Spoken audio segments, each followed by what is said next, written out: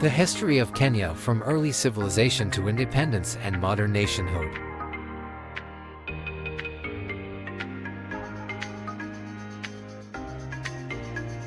Kenya, located in East Africa along the coast of the Indian Ocean, has a rich and diverse history shaped by ancient trade, migrations, and colonial encounters.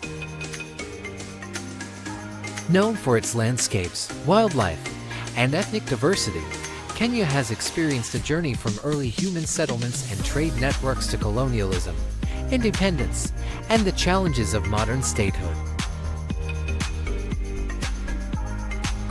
Ancient settlements and early human presence. Kenya is one of the oldest human habitations in the world, with the Great Rift Valley being a prominent archaeological site for discovering early human ancestors. Fossils of early hominids, including the famous Turkana boy and nearly complete Homo erectus skeleton, were discovered near Lake Turkana, providing valuable insights into human evolution. Evidence of early human civilizations dates back to 2000 BC when communities along the coast engaged in fishing, hunting, and rudimentary agriculture. By the first millennium CE, Kenya was part of extensive trade networks with the Middle East, Persia, India, and even China. These interactions were facilitated by the monsoon winds, which enabled traders to sail across the Indian Ocean, bringing goods such as pottery, glass, and textiles to the Kenyan coast and establishing the region as part of the Swahili Coast.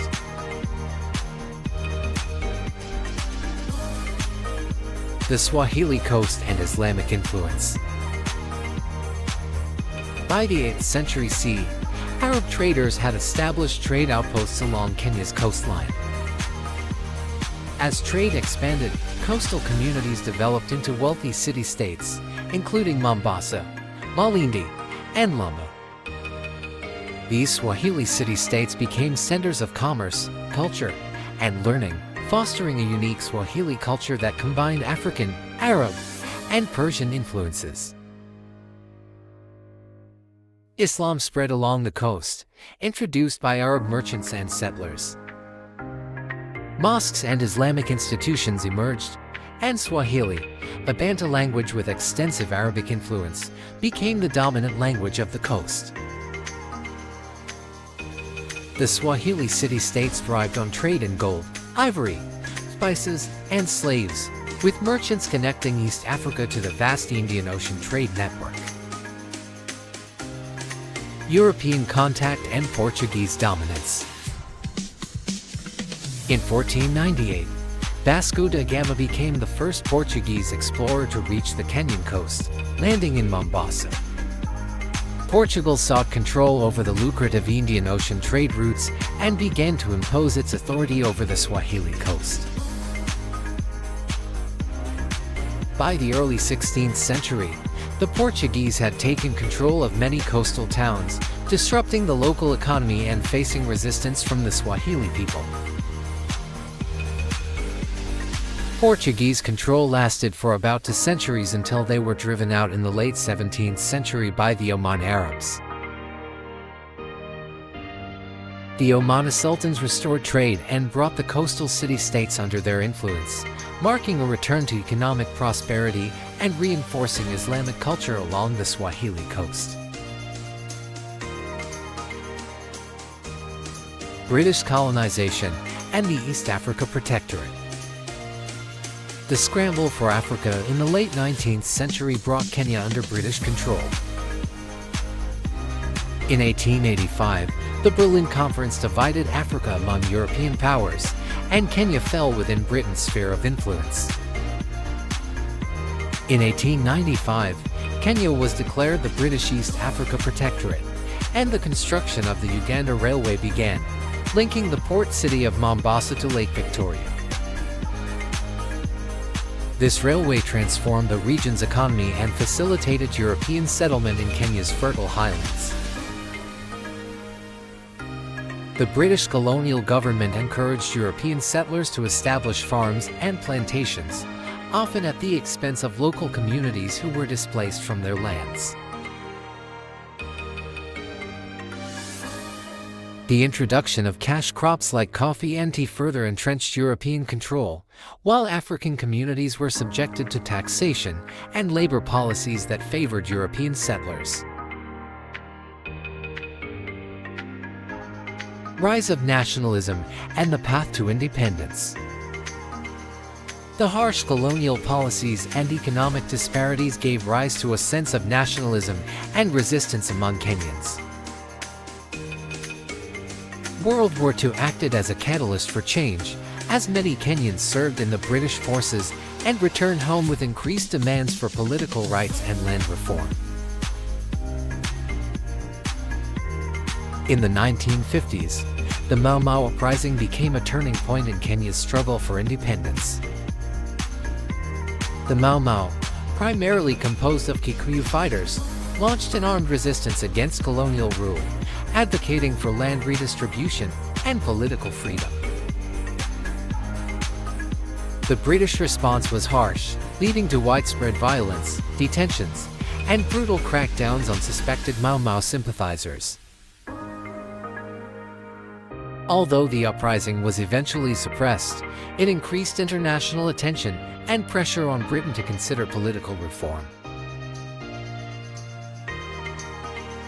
In 1963, after years of negotiation and growing calls for independence, Kenya gained full independence from Britain, with Jomo Kenyatta becoming the country's first president. Kenyatta's leadership marked the beginning of a new era, as Kenya embarked on a path of nation-building, economic development, and unity under the slogan Harambee, meaning pulling together in Swahili.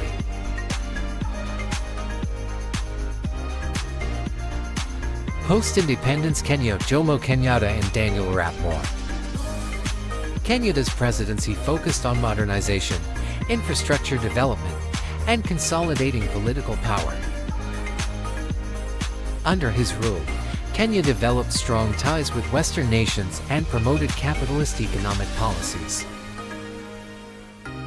Despite these efforts, the government faced challenges related to ethnic tensions, land disputes, and the concentration of power within a small political elite. After Kenyatta's death in 1978, Daniel Arap Moi assumed the presidency. Moi's rule, which spanned 24 years, saw the introduction of a one-party state and an increasingly authoritarian approach to governance. The ruling party, KNU Kenya African National Union, held a monopoly on power, and dissent was often suppressed. Economic challenges and allegations of corruption marred Moi's presidency, leading to domestic and international pressure for political reform.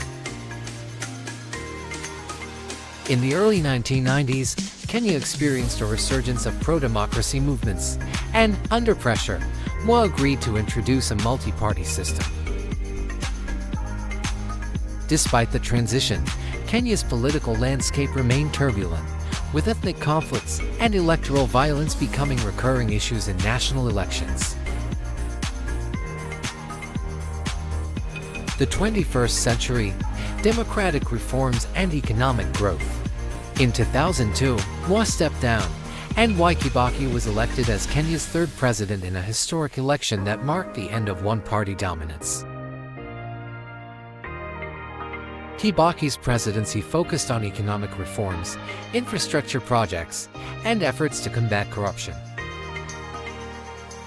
The Kenyan economy grew, and programs in education and healthcare improved access for many citizens. However, the disputed 2007 presidential election between Kibaki and opposition leader Raila Odinga resulted in widespread violence, leaving over 1,000 people dead and displacing hundreds of thousands.